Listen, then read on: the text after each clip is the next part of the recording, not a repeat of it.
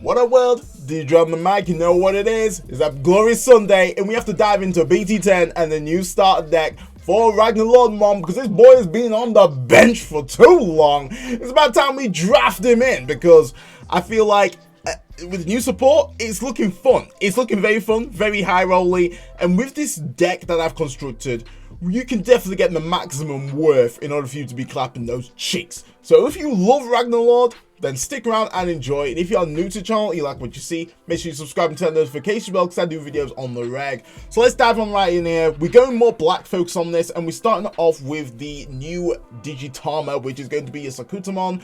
Obviously very strong, and the reason why is because it enables you to gain memory once you play a Digimon with Legend Arms in its traits by 1, which is just really strong. It means that any card that you're gonna be playing out is effectively, you know, costing less, especially for like say like the option card, which play cost of 4 means that it's gonna be going to 3 if you use this card's effect. So really strong. Do run that 4. Don't want to mix and match eggs. We are running more of a black focused version of Ragnaloard in this build, so this is the reason why we are going with this egg.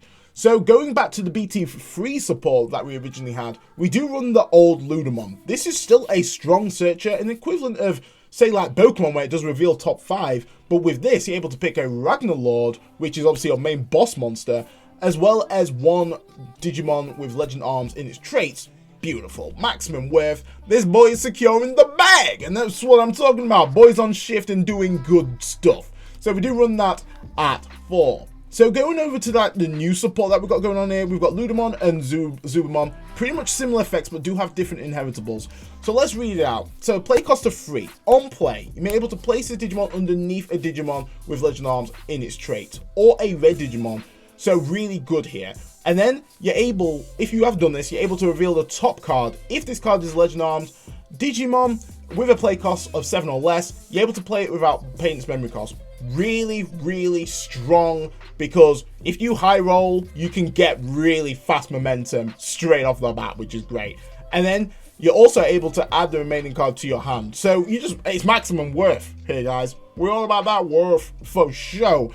Then, because I'm focused on the black variant, inheritable wise, basically grants your Digimon blocker, which is going to be sweet because we want to make sure that we can stop the aggression from the opponent's side, because opponent can go pretty wide. You want to just kind of slow down their plays the best as possible so you can be setting up in order for you to go to your Ragnaloardmon, which is the actual whole game plan. Then we go to Zubamon. Like I say, similar effect to the Ludamon, but the inheritable wise, if this Digimon is a Legend Arms in its trait, or Black Digimon, you're able to delete one of your opponent's Digimon with 3k DP or less. So nice little bit of board control when you are attacking. This is not once per turn, so we do have some nice spicy tech in order for you to kind of proc this ability off more than once. So really strong. We do run the Ludamon at 4, because obviously we're running the black package, and then we do run Zubamon at 3, because we do have the new Legend Arms support of BT10, which is going to be Spider-Man.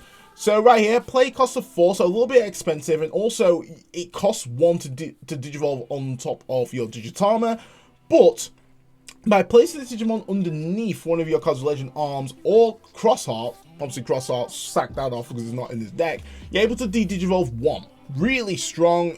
Just getting rid of just omnipotent beings is going to be great for you. To have that as an actual effect on the card is very strong with this deck, because inheritable wise, which makes this card even more spicier, is when attacking once per turn, reveal top 3 cards of your deck, add 1 card with Legend Arms or Cross Arts in its traits amongst them to your hand, and then place it basically at the bottom of your deck. So with this, great searching capability whilst being offensive.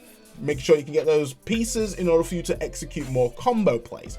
This deck is very high roll / combo heavy, probably more on the high roll spectrum, but really fun regardless. And we do run that at 2. We don't want to run that anymore because ideally this deck memory wise it's not so much memory efficient, but we do have ways to actually obtain memory and more memory depending on obviously the opponent's board state.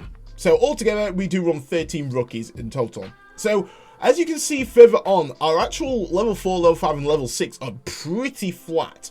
The reason why is because the deck's so high rolly, it doesn't necessarily need like more level 4s or more level 5s and so forth, because ideally we want to high roll into a level 5 if possible. So it doesn't necessarily matter too much, but you'll see as we come along there's a lot of strong cards that enable us to kind of climb up a lot quicker, whilst ensuring that we're not going to get clapped by the opponent. So starting off with the champion, so we've got Tamer Options. Very strong card right here. Play cost of 5, so even if you do manage to not get all your pieces, you can just throw this card down for 5, leaving the opponent around about 3 or 2, depending on how much memory they've given you. So when obviously you place this card at the bottom of your Digimon stack with Legend of Arms and its traits, or a red Digimon, it grants it reboot, which reboot is always good. It means that you can swing and also can get back up. 4,000 DP is not that high though, so I probably would not get too hasty with the swinging, but if you can slide this underneath a bigger Digimon, getting that reboot is going to be really handy for you, especially for you to actually be aggressive and still effectively block, because opponent's effect, well, an opponent's turn, it grants it blocker, which is just good. We do want blocker, we do want to stop those plays, which is just really, really strong in this deck. Run that at 4, and then we run the Ragnaloardmon, which play cost of 5, similar to its brethren. With this, similar effects, but you're able to delete a Digimon at 5k DP or less if it's tucked underneath. Reason why this is really good is because it can actually snipe out a lot of Systemons, especially the main chess piece Systemons. If you want to just kind of get those sniped out, you can do in order for you to swing freely, which is going to be good. And it has the similar effect of its level 3, is that it's able to delete a 3k DP or less Digimon when attacking. Beautiful, absolutely strong card right here. We do run that at 4, so these are pretty much obviously once again your high roll targets that you want to be going into. But let's go over to the ultimates, and I feel like this is probably one of the best ultimates right here, and one of the targets that you're going to be throwing down if you are playing one of the options, is because it can't be deleted by opponent's card effects. Like just all out. Like no options, no Digimon effects. It's pretty much securing you to go into your Mega, which is what we want, because this whole new kind of playstyle is more DNA focused, which this boy facilitates. End of turn, you may DNA Digivolve this Digimon and one other Digimon in play by paying its DNA Digivolution cost, which is obviously going to be free, which is just beautiful right there. Really, I love this card. Absolutely very powerful. Very powerful. What you want to be throwing out when you do play Legend of Arms Alliance. Then for the other ultimate is going to be a Ragnaloardmon. This right here really speeds up your ultimate play, because effectively what you can do is on your turn, when this Digimon would Digivolve into a Digimon with Legend of Arms or Black Digimon, reduce its memory cost by 1. Really good. It means that you can reduce the Ragnaloardmon's Digivolution cost to 2, which really speeds it up quite nicely, especially because we do run the old Ragnaloard support in there too. Very, very strong.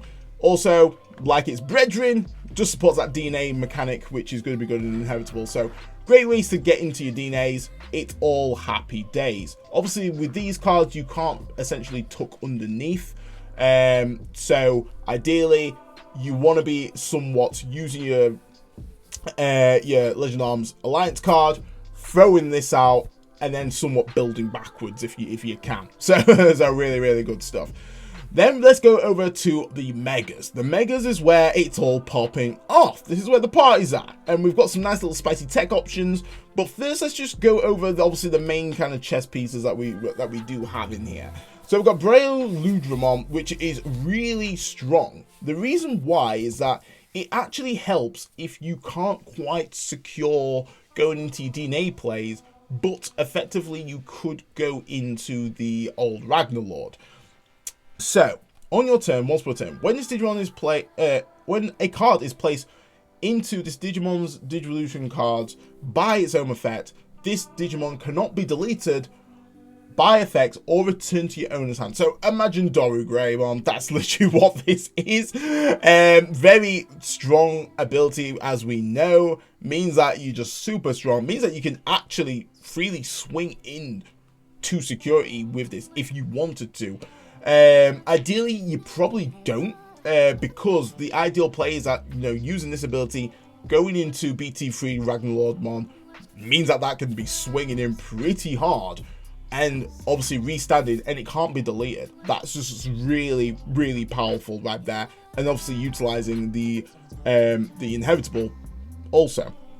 But the good thing about obviously these Digimons is that it's, when Digivolving, is that you're able to reveal top 3 cards of your deck, and you're able to play a Legend Arms card, play cost of 7 or less, out on the field. Bang, absolutely banging. Obviously, depending on what you get, you can tuck it underneath, or you can just leave it out. It's completely up to you. And then you're able to obviously place the remaining in the bottom of your deck. Really, really strong card right here. We do run this at 4 because, like I say, we are running more of a black variant than the red. But the inheritable on this is opponent's turn. When this Digimon is Ragnalord, it isn't affected by your opponent's Digimon effects. It's just strong, absolutely strong. That teamed up with the obviously the ability of can't be deleted by anything. It just makes it an omnipotent being. Really, really, really strong right here.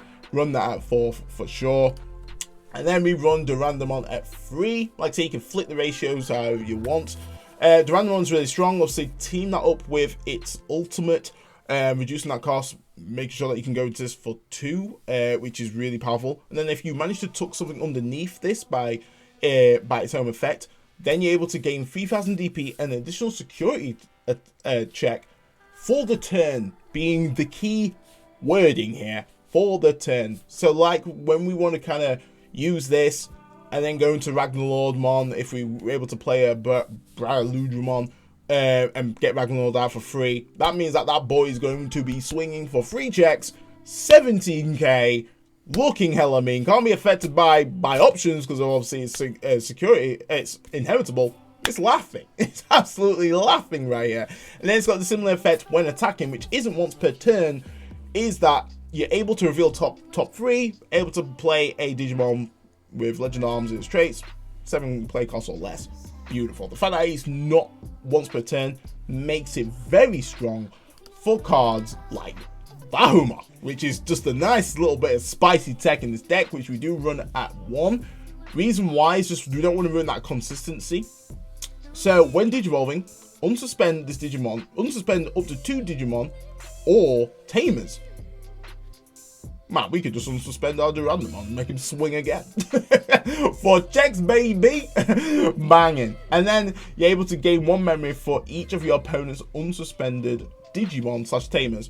Cross Art is going to be playing so hard into this. I'm going to be getting this bitch out for free. Who let the tiger out? Boy is ready to chew someone's face off. So, yeah, this right here really, really adds a bit of spice to this deck. Makes you able to be nicely aggressive, depending on obviously how many Digimon you got out, because it is more of a swarm deck. Most likely, I'm going to be having more than 2 Digimon out in order for me to kind of go for additional swings, adding that nice bit of aggression in. And then end of your turn, once per turn, for every 2 unsuspended Digimon / Tamer your opponent has, trash 1 card from the top of your opponent's security stack. Boom. Just literally you are fueling this with Cross Art. This is like this right here is definitely the spice. Definitely the spice, and works fantastic in this deck because we are able to utilize all the inheritables here, especially from like the red side. So in terms of that, you know, make this boy just essentially delete 3k DP or less bodies right there, which is good. Unfortunately, we won't be able to essentially get like blocker because it has to be a red Digimon, which is not, but it can definitely utilize the red side of this. So really strong. That is the lineup for the essentially the level 6s. You could obviously flex that depending on how you want. If you haven't got essentially Ragnaloardmon BT3, you could up that for sure. It would definitely just, yeah, definitely facilitate that. Effectively, you could just do this. Like, that could be my other variant, but this is currently the build that we've got going on now. So, going on to the level 7s, Ragnaloardmon main chess piece of the deck right here. This can add a lot of tempo, especially if you're high rolling freaking beautifully. Because for people who don't know the original Ragnalord, it is a 14k body, very strong, does get additional security attack natively, banging, gains reboot, chef's kiss, and then when digivolving, you may place a Durandamon or Ragnaloardmon from your hand on top of this card's Digivolution cards and gain free memory, effectively a free Digivolution, which is banging, absolutely good. The aggression on this card is sweet, and obviously with the inheritables underneath, it's gonna be just blocking, it's gonna be deleting Digimon per swing, granted only 3k, but you're still deleting something, which just makes this really strong in this deck and just gives you another option in order for you to kind of like, oh right, I might be getting clapped a little bit, boom, here comes Ragnaloardmon coming in to do damage. Tag that up with obviously the effects of Ragnaloardmon and Durandamon. Obviously you've got protection against pretty much everything, and you also got additional 3000 DP and additional security track, whichever you want to be going on. And obviously those inheritables do cross over, which just makes this guy an absolute freaking menace. for real. So we do run that at 2. I feel like 2 is just a good amount. If one's in security, then at least then you can still get this this card in hand, unless they're both in security. Unlucky. But we do have the other main chess piece, which is going to be your Ragnaloardmon from the new starter deck. Really awesome card art, really love it. Cannot wait to see it when I do purchase the bad boy. But right here, this is more obviously focusing around your DNA Digivolution, which is pretty cool. Obviously the level 5s do facilitate that. And then obviously for the main thing is going into ensuring that you get a red level 6 and a black level 6 there too. But when digivolving, you're able to gain blitz, so that actually works well with the whole mechanic of end of your turn DNA. Boom, this gains blitz, so be able to evo into a new Digimon blitz, all good stuff. And then when DNA digivolving, for every 4 Digivolution cards this Digimon has, delete one of your opponent's Digimon with a play cost of 20 or less. And obviously if you do this, you're able to trash the opponent's security stack. Freaking huge. This boy is, oh man, he's absolutely just doing damage. Absolutely doing damage right there. This is pretty much like a game ender for sure, because ideally you want to kind of be getting rid of this, but by the time this boy is out, you've probably got game at that point. Like, you've probably swarmed the board enough, which is just incredible. And then all turns, once per turn, when a card is removed from either player's security stack, unsuspend this Digimon, which is just even crazier. So if you still manage to have turn, and if you've just like hard digivolved into this, so you've still got the effects of effectively Durandamon, Ragnaloardmon, and you've just literally hard evoed into this. It is possible in this deck. We do have great ways to get memory. Yeah, you literally pretty much got game right there. Granted, you don't have the essentially the DNA ability, but you do have the unsuspending, because you would have attacked into their security, unsuspend, swing again, which could pretty much OTK, especially if you've done the Durandamon, gain that additional security attack. You know, he's swinging for 4. He's swinging for 4 right there. So really powerful card right here. Great ways to essentially get him out. I think the main important thing is just to remember is that you don't always have to DNA. You can just evo on top, and it's so hard to just forget that. So that is it for the actual Digimon. So we do run 42. And we only run 1 Digimon out of the 42 that isn't a Legendary Arms Digimon, or Legend Arms. So in terms of when you are deck building, ideally you just want to be running as many Legend Arm Digimon as you can in order for you to secure high rolls, or secure the actual effect of playing Legend Arm Digimon out. If you start kind of mix and matching, that's where inconsistency happens. So you do want to kind of reduce that, so it does leave the deck build in terms of, you know, space for other cards a little bit limiting. But in terms of the options and tamers, we do have good tamers to get memory in order to do big plays like I just mentioned. So first one is going to be your Legend Arms Alliance. So this card is actually really strong out of security and just even playing it, because what you can do is effectively get your ultimates out for a play cost of 4 in essence. Because, you know, as you can see, boom, that's what it does. But then it has a delay effect. So then you're able to reveal top 4 cards of your deck and then place those cards on top or bottom of your deck in any order. So the thing that I've actually seen is that you don't necessarily have to put all 4 at the bottom of your deck. You could put 3 at the bottom of the deck and 1 at the top of the deck.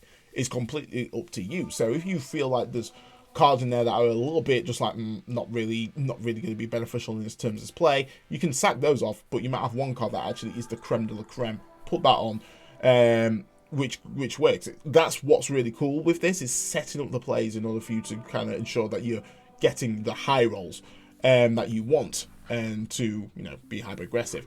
But the security effect is where it's freaking at right here. So the security effect is pretty much exactly the same, but without actually paying the cost at all. For you to play a ultimate down is massive. And this is where I was saying, essentially, if you do get this out in security and you just bang that out, you're laughing. You've pretty much secured the bag. I love that saying. Because it can't be deleted by any form of your opponent's card effects or anything. So they have to try and swing into it and swing like unsuspended Digimon. So really powerful here. I do run that at 3 because ideally I don't want to be seeing it. I want to be seeing it enough that it's in my security, and in all honesty, I want to see it enough that it's in hand, because essentially what this actually means is that I've got an additional 3 Digimon in my level 4s, level 5, well, pretty much just everywhere, like flat across the board. So in essence, you know, I'm running 11 yeah, I'm running 11 level 4s, I'm running 11 level 5s, I'm running 11 yeah, so, and then I'm running God, this is where my maths is shit. I'm running 16 level 3s. So it's really good in terms of what this card does.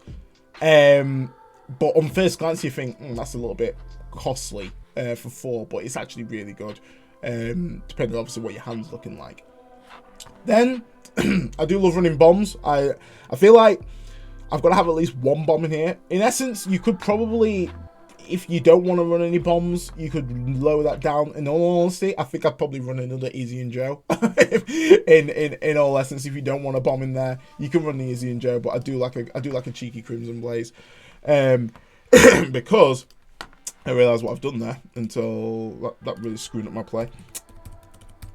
Crimson, let's get it back in. Boop. Easy. So Crimson Blaze is really good because it can shut down a lot of the opponent's plays, especially with cross art. It shuts them down a fair bit and really slows them down, because if they do play Tamer down, they can't play the Digimon down from that effect, which slows them down. This card actually slows this deck down a fair bit, because yeah, all my effects are by card effects, so this would be a hard shaft, an absolute hard shaft. But the good thing about this is that 1, it's your whiteboard removal. 2, it reduces the cost depending on how many mons they've got out on the field, which is great. We do want to reduce that cost down because this deck, like I say, is not so much memory efficient, unless you are running red or black memory boost. But the reason why I don't run those is because I don't want to bottom deck anything if I can try not to. I'd rather just have cards that can somewhat gain memory off the opponent's side, and not be walled by essentially a freaking like a memory blocker. Yeah, like Tumon or something, or Betamon, the freaking menace. So this is the reason why I do run this, especially like with Systemons. You can just block all those out. They can't be played by the card effects. That actually slows Jessamon down a little bit. Because their main thing is playing Systemons from card effects. This says no to that. So at least running one of these works pretty well in this deck. Like I say, I feel like the sheer anxiety of not knowing I've got at least a bomb in security is not the worth. But like I say, this still effectively is a nice bomb because it does kind of turbo my plays up a fair bit. So going over to the Tamers. Tamers, we're just running 4, and Izzy and Joe, I feel like is just so good in this format.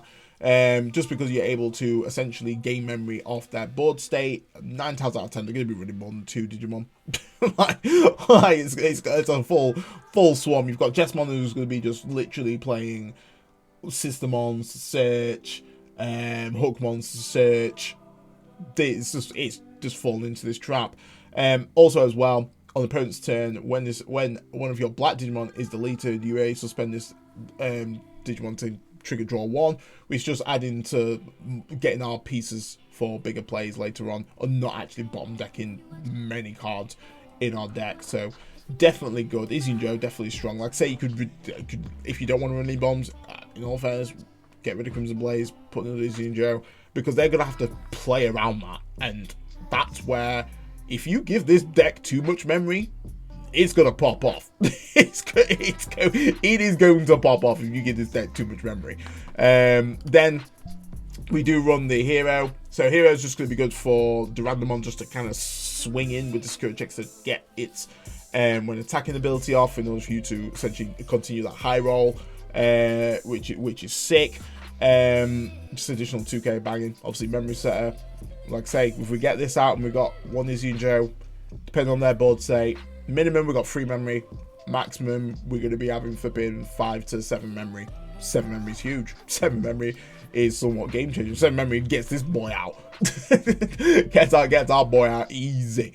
So definitely a good card right here. You could tech in Tai if you want to. Don't feel like it needs it. If I'm honest, I don't feel like it needs it so much. I feel like this is definitely more the safer bet in terms of your Tamers.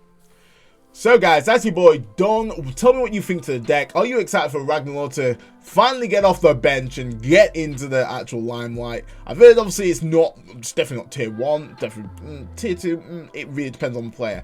And I feel like with this starter deck, I wouldn't say it's an entry-level starter deck, if I'm honest. like, this is more vet. This is more if you've played Digimon for a while, you understand like the card mechanics and so forth, or you just played TCG and you just know the general premise of card effects, then you're going to be cruising with this. But I feel like it definitely is a fair bit of tech in order to kind of pilot it. And I think that's what's going to be really fun about this. I do like learning new builds and seeing how they work, seeing how they take and trying to make them work. That's what I thrive at. And that's why I like Gallantmon. I've stuck at it to find a really optimal build that's making me place decently. And I feel like this is just going to be no different. It's just going to be pretty much the same.